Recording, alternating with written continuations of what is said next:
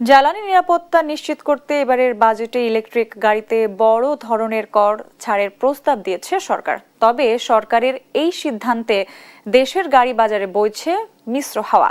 জীবাশ্ম জ্বালানি চালিত গাড়ির ব্যবসায়ীদের কপালে চিন্তার ভাঁজ পড়লেও খুশি ইভি বিক্রেতারা। আর নতুন প্রযুক্তি আনার আগে উপযুক্ত পরিবেশ আর দক্ষ জনবল তৈরিকে গুরুত্ব দেওয়ার কথা বলছেন বিশেষজ্ঞরা। মাকদুরা মিতির রিপোর্ট। মাননীয় সদস্যবৃন্দ,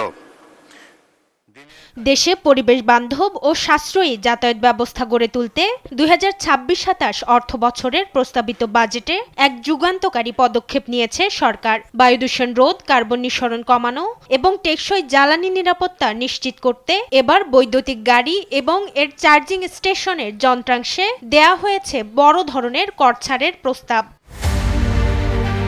বাজেটে $25,000 পর্যন্ত মূল্যের ইলেকট্রিক গাড়ি আমদানির কর 93% থেকে কমিয়ে এক ধাক্কায় 64% এবং $50,000 মূল্যের ইভি গাড়ির ট্যাক্স 93% থেকে কমিয়ে 80% করার প্রস্তাব করা হয়েছে।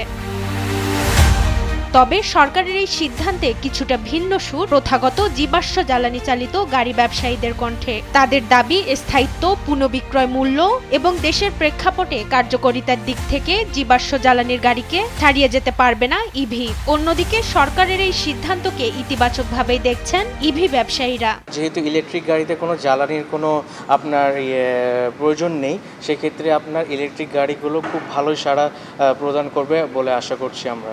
আমাদের দেশের প্রেক্ষাপটে দেখা যায় যে অনেকে তেলের গাড়ি বেশি প্রেফার করে থাকে, তো তারই ধারাবাহিকতায় এটার দিকেই মানুষ এখনো বেশি ফোকাস করছে। পরিবেশের জন্য ইভি ইতিবাচক হলেও নতুন প্রযুক্তি আনার আগে সড়কের শৃঙ্খলা ফেরানো জরুরি বলে মনে করছেন পরিবহন ও যোগাযোগ বিশেষজ্ঞরা। রাস্তা থেকে ফিটনেসবিহীন গাড়ি সরানো এবং ইভি রক্ষণাবেক্ষণের জন্য দক্ষ জনবল তৈরি করাকে প্রধান শর্ত হিসেবে দেখছেন তারা। ওয়ার্কশপগুলি এখানে প্রস্তুত করা, দক্ষ শ্রমিক তৈরি করা, সেটার জন্য প্রয়োজন মধ্যে সরকার উদ্যোগ নিতে পারে। এই শ্রমিকগুলোকে বিদেশে পাঠিয়ে তাদের ট্রেনিংয়ের একটা বিষয় আছে, কেন নলেজ ট্রান্সফার না হলে আমি যদিও বলছি আমরা যে এটা মেনটেন্যান্স অনেক কম, কিন্তু একটা স্টেজে মেনটেন্যান্স লাগবে, তখন এই গাড়িগুলোতে বসে পড়বে যদি আমার দক্ষ শ্রমিক না থাকে।